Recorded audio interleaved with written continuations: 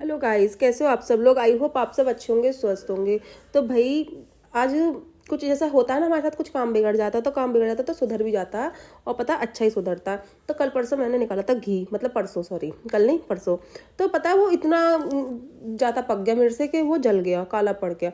और पता खाने वाने में भी उसकी स्मेल आ रही थी। मतलब हम लोगों के यहाँ इतना जला हुआ नहीं खाते, देखो काला पड़ रहा है ना। तो फिर मुझे वैसे भी लड्डू बनाने थे बच्चों के लिए, क्योंकि लड़का कर रहा था जिद। तो मैंने सोचा चलो क्यों ना जल्दी लड्डू बना लिया जाए। तो लड्डू की रेसिपी मैंने सोचा आप लोगों के साथ शेयर कर दो, एक साथ दो काम हो जाएंगे। घी मेरा इस बार ठिकाने लग जाएगा और दूसरा आपके साथ लड्डू की रेसिपी शेयर कर दूंगी। तो पता मैं जो लड्डू बनाती हूँ ना, मैं बनाती हूँ चूरमे के, और जो कि पता मेरे ससुराल में सबको पसंद आते हैं। मेरे हस्बैंड, मेरा लड़का तो मांग मांग के बनवाता है कि मम्मा उस लड्डू को बना दो प्लीज़। मांग मांग के बनवाता, सॉरी कह के बनवाता, मैं भी क्या बोल जाती हूँ। और फिर मैंने सोचा चलो क्यों ना रेसिपी बनाते हैं आज। तो भाई सबसे पहले हमने ले लिया था आटा। और मैंने अपने सर्दी है तो आपको पता ही है, तो मैंने इसे बनाए थे तिल, और तिल के साथ मैं थोड़ा सा गोला। आप मेवा वगैरह ऐड कर सकते हैं, मगर मेरे यहाँ ऐसा कोई मेवा वगैरह से खाता नहीं है इन लड्डुओं में स्पेशली। और लड्डू में तो मैं डालती हूँ जम के, मगर इसमें नहीं डालती। तो मैंने इसलिए मेवा वगैरह डाल ली, ज़्यादा उचित नहीं समझा।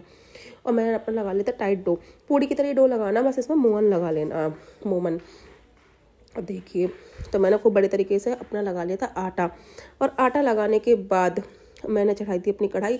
उससे पहले मैंने सोचा क्यों ना अब रोटी बनाने के सिवा पूड़ी ही सेक ली जाए। तो मैंने उसी घी में सबसे पहले अपने बच्चों को खाना खिला दिया था। हस्बैंड जी गए थे बाहर, तो बच्चों का कर दिया था पेट फुल। और उसके बाद उसी कढ़ाई में मैंने अपनी सेक ली थी मोमन की पूड़े, जो कि मुझे बनाए थे लड्डू।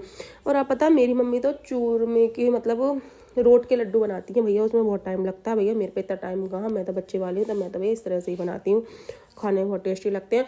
और बस आपको करना क्या है, इसको ना सिम गैस पे सेकना। अगर तेज गैस पर सेकोगे ना तो ये अंदर से कच्चे रह जाएंगे जो पूड़ियाँ होती हैं। और हमें करनी है बिल्कुल खस्ता, एकदम क्रिस्पी क्रिस्पी, जिससे लड्डुओं का फ्लेवर टेक्सचर जो भी है बहुत अच्छा है, और खाने में बहुत जब लाजवाब लगते हैं।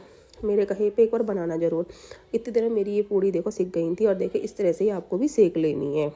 और पता सेकने के बाद मैंने फिर और पूड़ियाँ भी अपनी गर्मा गर्म सेक ली थी। और इसमें आप अपने हिसाब से मूंगफली वगैरह भी ऐड कर लेना, जो कि मैं करूँगी। पर अब तो करना गई थी भूल, नहीं तो मैं आटे में ही लगा लेती हूँ हर बार कच्ची मूंगफली, जिससे वो पूड़ी सेकते समय भी मतलब तल जाती है। मगर मैं गई थी भूल, तो मैंने फिर एंड में डाल के सेक ली थी, तल ली थी। और आप किशमिश वगैरह डाल लेना, मगर भैया इन लड्डू में इतना मेवा पसंद नहीं आता। इसमें तो बस नॉर्मल 2-4 चीज़ ही डलती है, क्योंकि गुड़ के बनते हैं। और फिर मैंने जब तक सोचा, जब तक मेरी पूड़ी लास्ट की 2 रह रही है, तब तक मैंने अपना गुड़ कस लिया था। इसमें गुड़ कस के ही डालना है। हम सोचेंगे ना उसके मतलब गला के डालें, तो ऐसे नहीं डल पाएगा, कस के ही डलेगा। और जो घी लगता है इसमें सिकने में और मोमन में ही लगता है, अलग से हम घी वगैरह भी नहीं ऐड कर सकते। फिर मेरा बचा हुआ गोला बच रहा था, मैंने गोला ऐड कर दिया। और मैं तिल भी गई थी भूल, क्योंकि भाई मेरा क्या, मैं जल्दी बनाती हूँ तो क्या सामान, आधा सामान तो भूल जाती हूँ। फिर मैंने जल्दी याद आ गया था, मैंने अपने फिर तिल भी गैस पर गर्म कर लिए थे, देखिए। और इसमें तिल भी ऐड कर लिए थे। वैसे मैंने पूड़ी बनाते समय उसमें भी तिल डाले थे, मगर ऊपर से भी तिल का टेक्सचर आना बहुत ज़रूरी है, क्योंकि सर्दी के लड्डू है ना, तो सर्दी में तो आपको पता गुड़ तिल मूंगफली इनका कॉम्बिनेशन ही अलग है, बात ही अलग है, खाने में भी ये स्वाद लगते हैं। तो देखिए तिल भी मैंने कर लेते हैं ऐड। और उसके बाद करना कुछ नहीं है, इसका महीन चूरा बना लेना। और मेरे कहे पर ना आप बार बार बोल रहे बनाना ज़रूर। और फिर ठंडा होने पर मैंने अपने बना लिए थे चूरमा। खूब मथा, खूब मथना। अगर हम इसको मोटा मोटा छोड़ देंगे ना, तो ये पूड़ी पूड़ी सी मुंह में आएंगी, जो कि इतना फिर स्वाद नहीं आता है। आप है ना तो खूब महीन मत लेना, बहुत जल्दी बनते हैं बहुत कम सामान में। और आपकी मर्जी, आप देसी घी बनाएं या रिफाइंड में बनाएं, तेल में मत बनाना बस। और पता जैसे मैं बोल रही हूँ ना, बनाना आप ज़रूर एक बार अपने घर में सबको ट्राई कराना। हो सकता है आपकी दादी नानी मामी जो भी मैं बनाती ज़रूर होंगी। मेरे यहाँ तक मेरी मम्मी बनाती थी, इसलिए मुझे ये लड्डू आते हैं और खाने में बहुत स्वाद लगते हैं। मेरे यहाँ भी सब पसंद करते हैं। और उसके साथ सबसे पहले मैंने एक छोटा सा लड्डू बनाया था अपने गौ माता के लिए, फिर मैंने सारे लड्डू बना कर रख लिए थे। जब तक मेरे हस्बैंड जी भी आ गए थे। और उसके बाद लड्डू बना के सबसे पहले मैंने दिया था अपनी बेटी को। मैंने कि जाओ बेटा भोग लगाया हो, क्योंकि मेरी बेटी और मेरे लड़के को ये लड्डू बहुत बहुत बहुत पसंद है। और उसके बाद सारे लड्डू मैंने बना लिए थे, और खाने में भी वास्तव में बहुत ही गजब बने थे।